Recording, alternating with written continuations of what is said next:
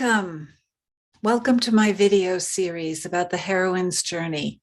I'm Susanna Liller, and it's time to find your happiness. So here we are traveling along milestone by milestone with our three heroines, Pamela, Maureen, and Lisa. And we've started them out. We found out in the previous video what their comfort zone was, what ordinary life was like for them.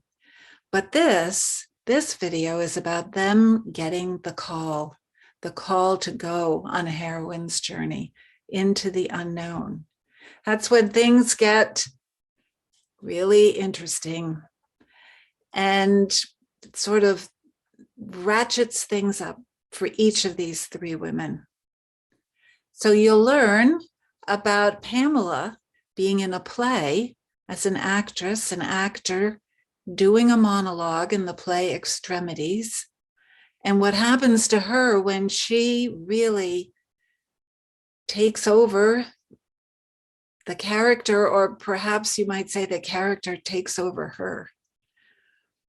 And then you'll hear about Maureen at the top of her game as a cyclist and being in the Tour de France for women. And what happens to her, how her particular call begins to arrive. And then Lisa at the pinnacle of success, and how that doesn't seem to translate for her into the type of joy she thought that it would have. So three women, three different calls arriving in different ways, because for everybody it's unique. So let's hear about them. Let's hear about what happened. Thank you for joining me. And I'll see you at the beginning of the next video where we talk about what happens after you get the call. So what would you say, Pamela, your call was? I had gotten involved in theater when we had moved to Denver, and I was doing the play called Extremities. I played the roommate who actually had been raped. And at one point in rehearsal, I had a monologue where I was saying, "You don't know, you weren't raped." And she had smoked pot that night. And at some point, my inner self took over and I was saying those words and not the character. And I got so present to this secret that had been driving my life that I hadn't even been aware of. And because I had told people, when we first started rehearsal, "Oh yeah, so I was raped." And they're like, "Well, okay, wait." When you do the table read and you go around and you talk and they're like, "Well, let's talk about that." I said, "Yeah, there's nothing really to talk about. I've dealt with it." And by dealing with it, I meant I never thought about it, talked about it. It just was this thing that just walked with me everywhere. And so that night in rehearsal, I literally fell apart. They had to send everybody else home, and the director sat there with me. And that was the call, where I was called to deal with it, get present to it, see how it was impacting my life, or turn away from it and stay just completely disempowered. So as you describe it, the thought of you squashing that back down inside, I don't know how you could have done it. It was impossible. It was like trying to stem a volcano that had erupted with a Q-tip. Okay, so then Maureen, how did the call come to you? Did it come to me? It came smashing, crashing to me. I was having a great year on the U.S. team and raced in the World Championships, and the U.S. team went to this little stage race called the Women's Tour de France after the World Championships. And in the first race, I was getting ready for the first race, and I was feeling a little off on the bike, and I also was having problems with my vision, thinking I needed glasses and that maybe I was having a slump. But what happened when we started to climb the first mountain pass, my vision started to blur really bad. And the harder I pushed myself and the farther we climbed, the more my vision was blurring. By the time we reached the top of the mountain, my vision had blurred so severely, I was veering to the right-hand side of the road, and I didn't know it. And then my tires hit the gravel on the side of the road, and I felt my wheels sliding out from underneath me, and I crashed to the ground. And I knew my vision was still blurry, and I knew something was terribly wrong. You usually don't lose your vision when you're exercising. And what I didn't know then, laying along the side of the road in France, is that I'd ridden my bicycle off one road to begin a journey on a new road, because I was soon sent home to the States, where I was diagnosed with multiple sclerosis. And this 27 years ago. There wasn't treatment for MS. Nothing was, very little was known about it. And I fought it for a long time, and I just wanted to get my cycling life back and get better and just put my mind and my body and muscle towards it. But what was happening over time, in a little bit of time, the MS was just getting worse. And I found myself where I couldn't see, I couldn't walk well, I was walking with a cane. So that was the call. The call was to live my life.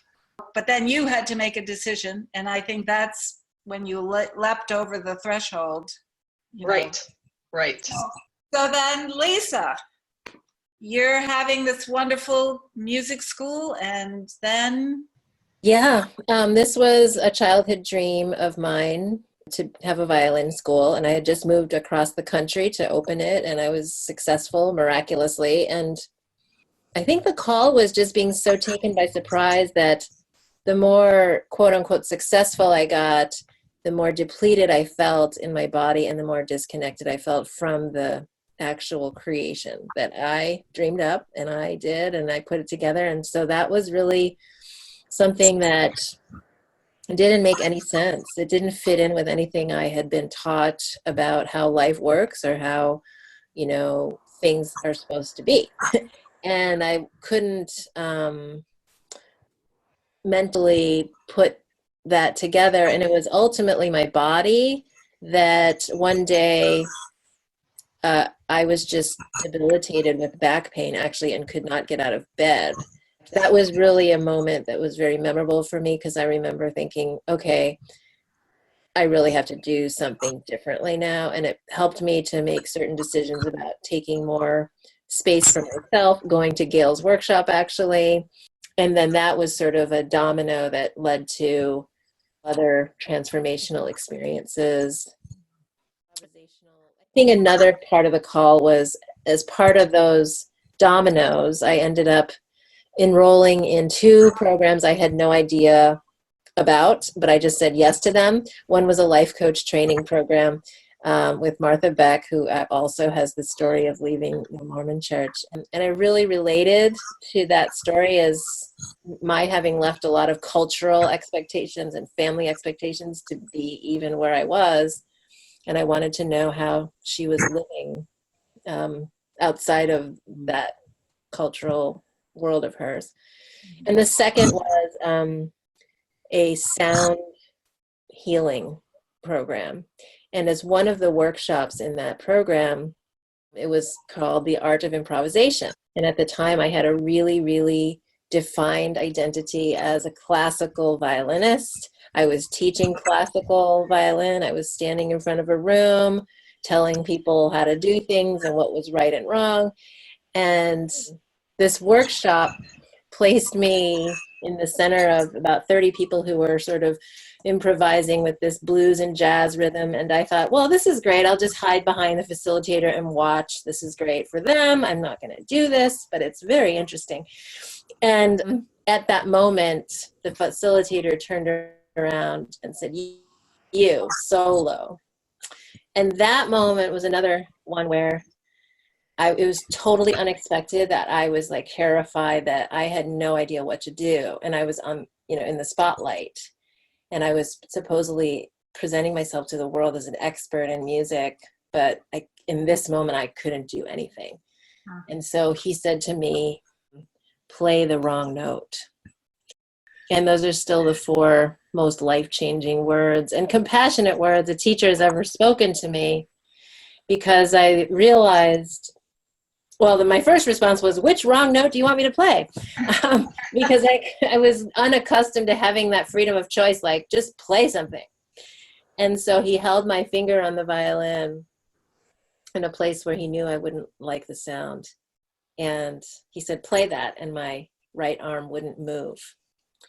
the call was that frozen moment and the realization that there's something on the other side of this that is totally unknown. Yeah. And so recognize the differences for all of you, how it came, and that's a point that everybody listening, I hope, will know that it's different for everybody. And I would also say that usually if you don't respond to it, that it can get louder and louder in different ways, and that can be really uncomfortable. And also there's something called a refusal of the call, and that I've been really good at that. So for me, my first marriage, I kept thinking it would work, and 13 years, and until I finally, everything came crashing down for me.